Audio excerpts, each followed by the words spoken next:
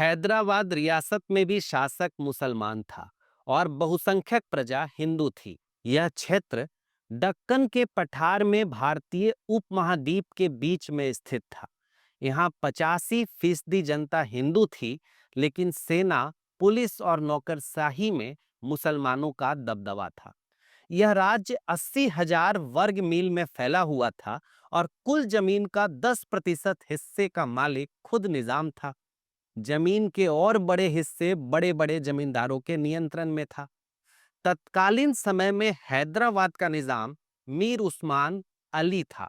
यह दुनिया के सबसे अमीर लोगों में से एक था, साथ ही बहुत कंजूस भी। खैर, निजाम चाहता था कि हिंदुस्तान की आजादी के बाद हैदराबाद राज्य स्वतंत्र रहे और ब्रिटिश सम्राट से सीधे संबंध बनाए।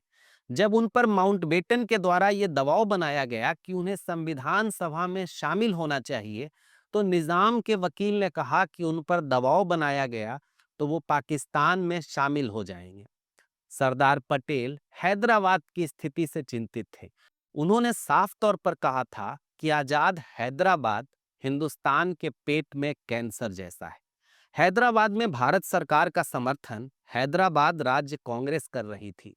वहीं निजाम का समर्थन इतिहाद उल मुसलमीन नाम का संगठन कर रहा था। कासिम रजबी इसके नेता थे।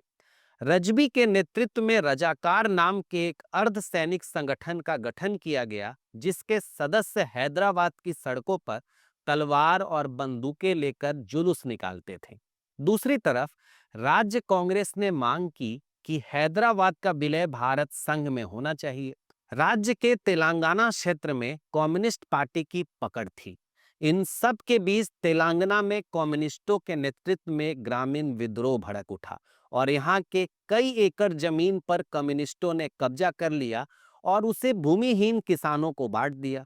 उन्होंने 1,000 से भी ज्यादा गांवों को निजाम के शासन से व्यवहारिक तौर पर मुक्त कर लिया। उधर कांग्रेस ने भी हैदराबाद रियासत के कई हिस्सों में राष्ट्रीय ध्वज फैला दिया, जिस पर रजाकार उग्र हो गए और स्वतंत्र हैदराबाद के लिए कोशिशें तेज हो गई। जिन्ना ने हैदराबाद की स्वतंत्रता को बढ़ावा देते हुए यहां तक कह दिया था कि यदि कांग्रेस ने हैदराबाद पर कोई दबाव बनाया तो हिंदुस्तान का एक एक मुसलमान और पूरे देश के 10 करोड़ मुसलमान एक होकर हिंदुस्तान के सबसे पुराने राजवंश की रक्षा करेंगे।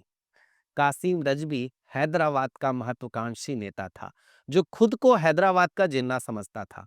इसी बीच इतिहाद उल मुसलमीन के सदस्यों की संख्या 10 लाख तक पहुंच चुकी थी, जिसमें 1 लाख लोगों को शस्त्र चलाने का प्रशिक्षण दिया जा रहा था। इनके पास गोला बारूद और हथियारों की पर्याप्त मौजूदगी थी।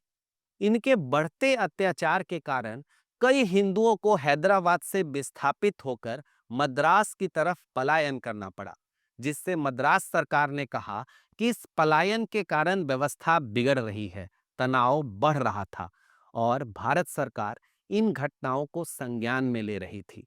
13 सितंबर को भारतीय सेना की एक टुकड़ी हैदराबाद भेज दी गई और 4 दिनों में पूरे रियासत पर भारतीय सेना का नियंत्रण स्थापित हुआ। करीब 2,000 रजाकार मारे गए। निजाम ने रेडियो पर अपना बयान दिया, जिसमें उन्होंने रजाकारों पर पाबंदी की घोषणा की और प्रजा को शेष हिंदुस्तान के साथ शांतिपूर्वक रहने के लिए कहा। उन्होंने इस हिंसा के लिए रजाकारों को दोषी ठहराया।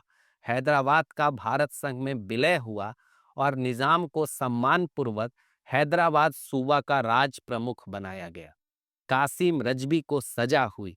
वो भारतीय जेल में बंद था, लेकिन बाद में उसे इस शर्त पर छोड़ दिया गया कि वो अपनी रिहाई के 48 घंटों के भीतर पाकिस्तान चला जाएगा। कश्मीर के विलय की कहानी